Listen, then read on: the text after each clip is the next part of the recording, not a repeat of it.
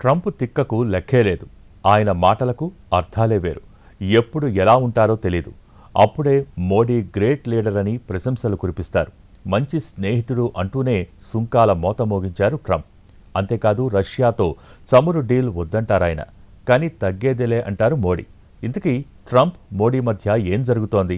వీరి ఈక్వేషన్స్ ప్రపంచానికే అర్థం కావటం లేదా? ఓవైపు పొగడ్తలు, మరోవైపు సుంకాలు. దోస్త్ మేరా దోస్త్ అంటూ పెద్దన్న షాక్లు. అగ్రరాజ్యాధినేతకు ధీటుగా నమో చురకలు.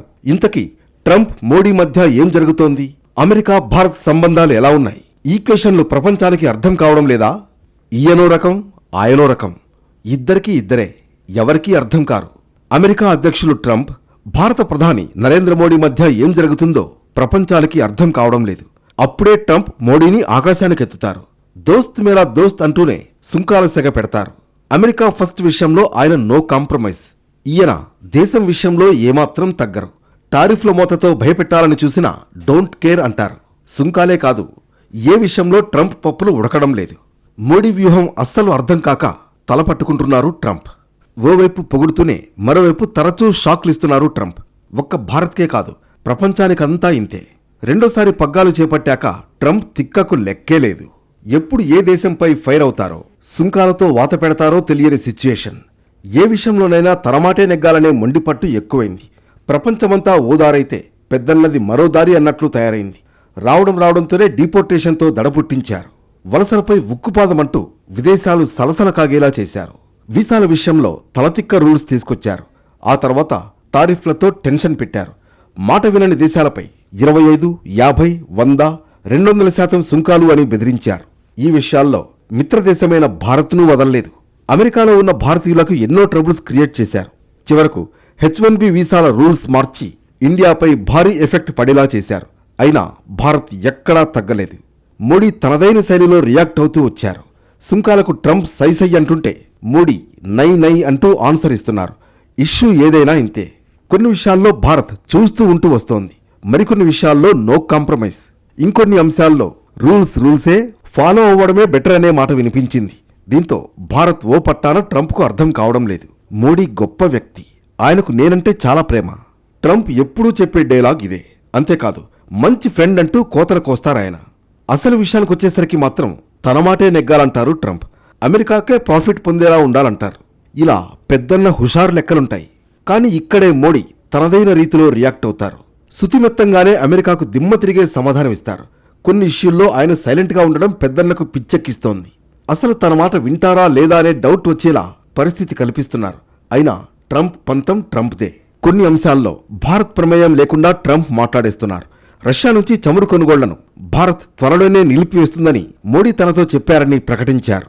ఈ నిర్ణయం వల్ల ఉక్రెయిన్లో కొనసాగుతున్న యుద్ధానికి ముగింపు పలకడం సులభమవుతుందని చెప్పుకొచ్చారు.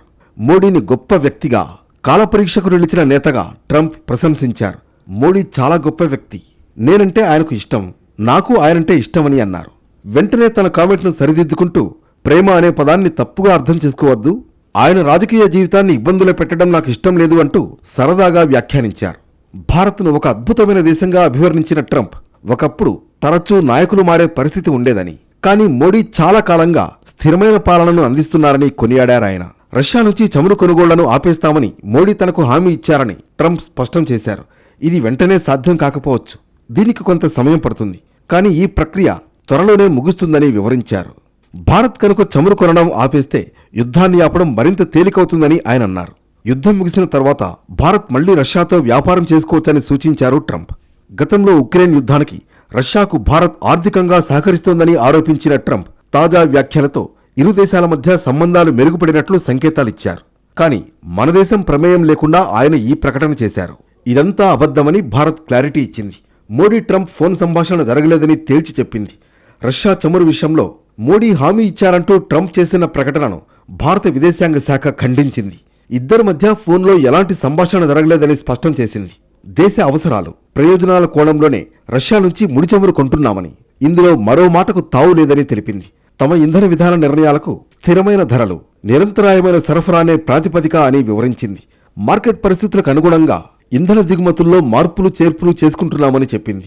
ఇంధన వనరుల్లో వైవిధ్యం కొనసాగిస్తున్నామని విదేశాంగ శాఖ వివరించింది. ఈ ఒక్క ఇష్యూనే కాదు, ఎందులోనైనా ట్రంప్ ఈ మధ్య ఇలాగే ముందు వెనక ఆలోచించకుండా నోరు జారుతున్నారు. ఇక్కడ ఇంకో విషయం ఏంటంటే, భారత్లో ఏడాదికొక పాలకుడు అధికారంలోకి వస్తాడంటూ ట్రంప్ చేసిన కామెంట్స్ ఇవి ఇప్పుడు చర్చనీయాంశమయ్యాయి. పాకిస్తాన్ పరిస్థితిని ట్రంప్ పొరపాటున భారత్ అన్వయించి మాట్లాడినట్లు సోషల్ మీడియాలో టాక్ నడుస్తోంది. ట్రంప్ మానసిక ఆరోగ్యంపై అనుమానాలు తలెత్తుతున్నాయని నెటిజన్లు పోస్టులు చేస్తున్నారు. నిజానికి భారత్లో ఏడాదికొక ప్రధానమంత్రి మారిపోయిన సందర్భాలు లేవు. పాకిస్తాన్లోనే అలాంటి పరిస్థితి ఉంది. నిజానికి ట్రంప్ అడుగడుగునా భారత్ను ఇబ్బంది పెట్టే ప్రయత్నమే చేస్తున్నారు. ఆర్థికంగా దెబ్బతీయాలనే ఉద్దేశంతో సుంకాల పెంపుకు నాంది పలికారనే వాదన బలంగా వినిపిస్తోంది. భారత్పై వరుస సుంకాలతో ఇరుకును పెట్టే యత్నం చేస్తున్నారు. భారత్ను చైనా కంటే తక్కువగా చూడడం తగదనేది నిపుణుల మాట.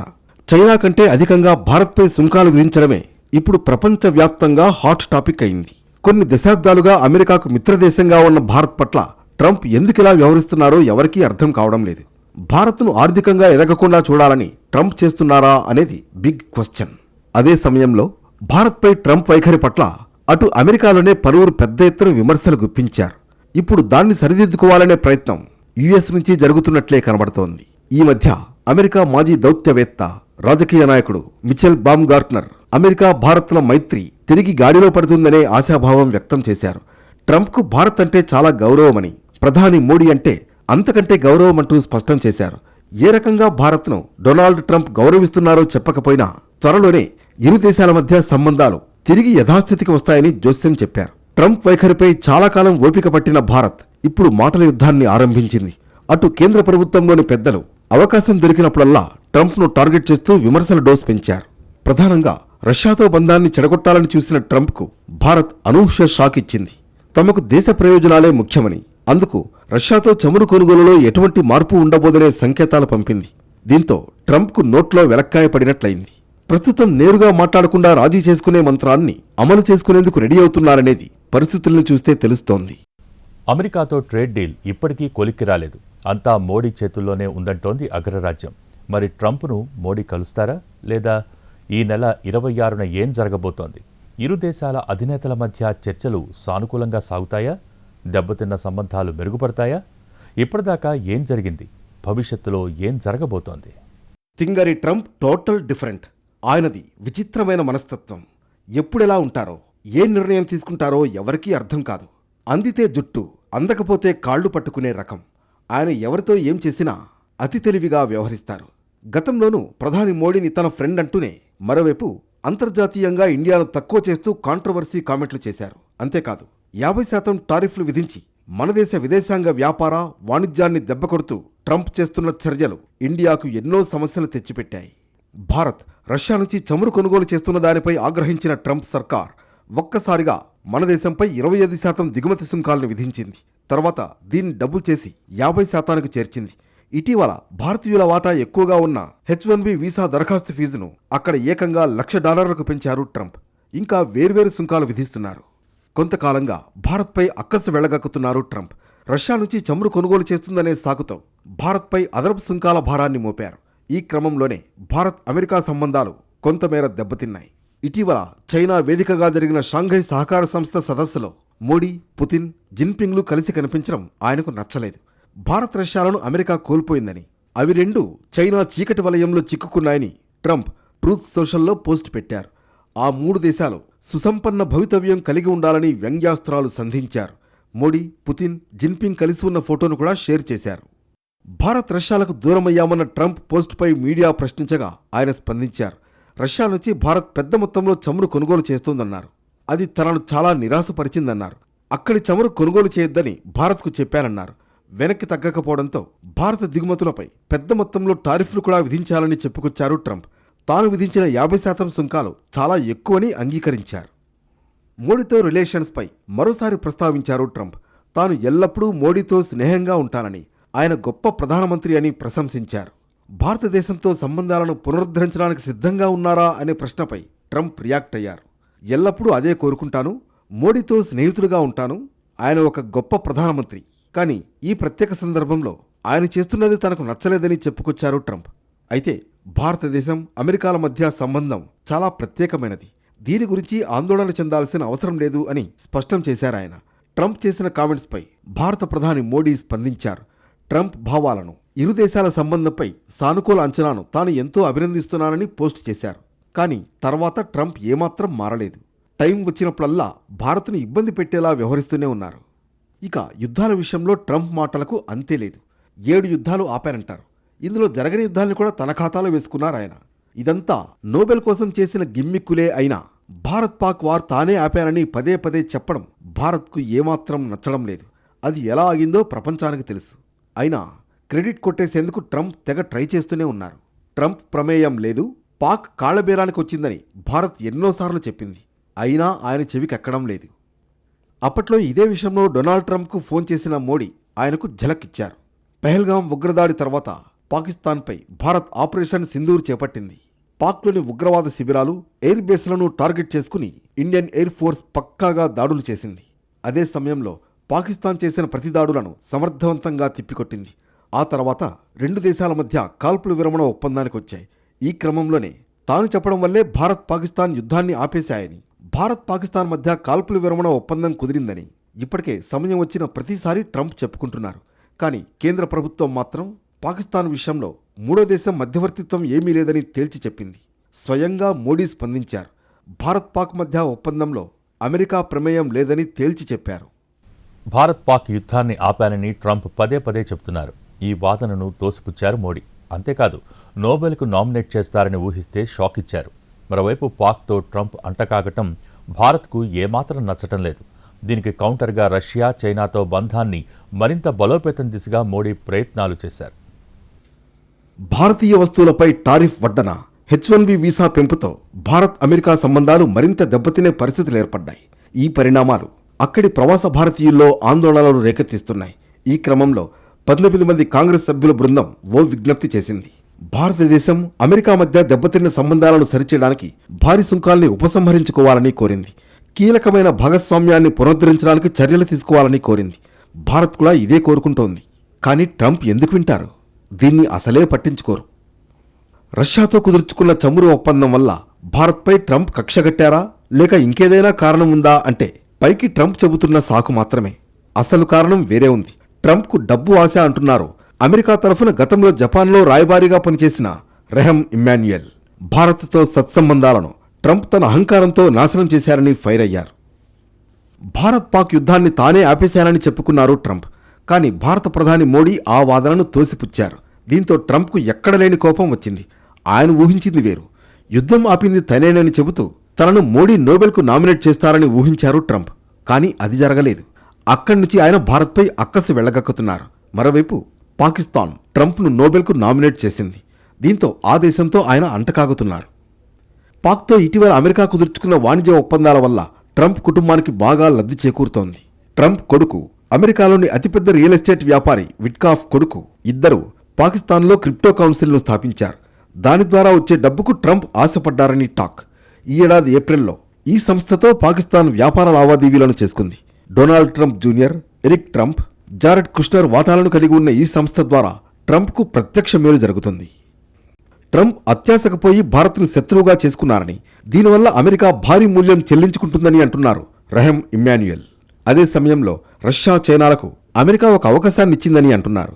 రష్యా, భారత్, చైనా మధ్య వ్యూహాత్మక భాగస్వామ్యానికి అమెరికా అవకాశం ఇచ్చిందని చెప్పారు.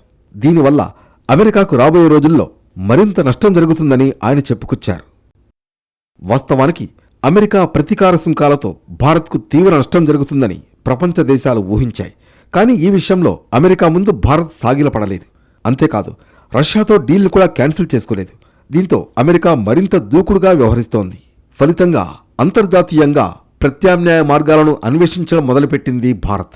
అమెరికా కాకుండా ఇతర మార్కెట్లపై దృష్టి పెడుతోంది. అదే సమయంలో చైనా, రష్యాతో కూడా మైత్రి బలపడేలా ప్రయత్నిస్తున్నారు మోడీ.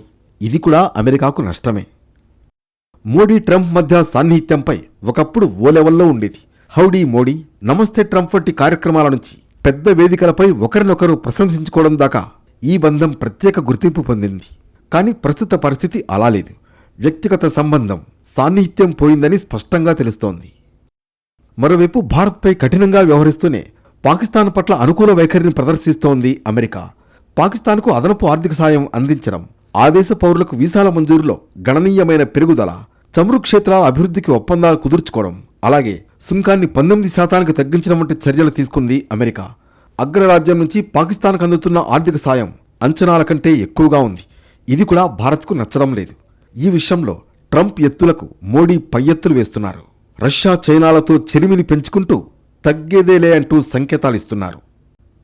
భారత్పై విషం కక్కే పాకిస్తాన్కు అమెరికా ఇన్ని ప్రయోజనాలు కల్పిస్తోంది. పాక్కు అమెరికా ఇంతగా మద్దతిస్తుంటే మరి రష్యాతో భారత్ ఎందుకు తన బంధాన్ని తెంచుకోవాలి? భారత్ దృష్టిలో అమెరికా పాకిస్తాన్ సంబంధాలు తిరిగి బలపడడం ఆందోళన కలిగించే విషయం. ఎందుకంటే భారతదేశం చాలా కాలంగా అమెరికాతో ఒక ప్రత్యేక అనుబంధాన్ని కోరుకుంటోంది. ముఖ్యంగా రక్షణ సహకారం, సాంకేతిక మార్పిడి వంటి అంశాల్లో. ఒకవేళ అమెరికా ప్రాంతీయ సైనిక వ్యవహారాల్లో పాకిస్తాన్ను మనతో సమానంగా చూడటం ప్రారంభిస్తే భారతదేశ ప్రాధాన్యత తగ్గిపోయే ప్రమాదం ఉంది. మొత్తానికి టైం దొరికినప్పుడల్లా ట్రంప్కు భారత్ కౌంటర్ ఇస్తూనే ఉంది. ఏ విషయంలోనూ మోడీ తగ్గడం లేదు. అందుకే వాణిజ్య ఒప్పందం కొలిక్కి తెచ్చే దిశగా అమెరికా ప్రయత్నాలు చేస్తోంది. ఏం జరుగుతుందో చూడాలి.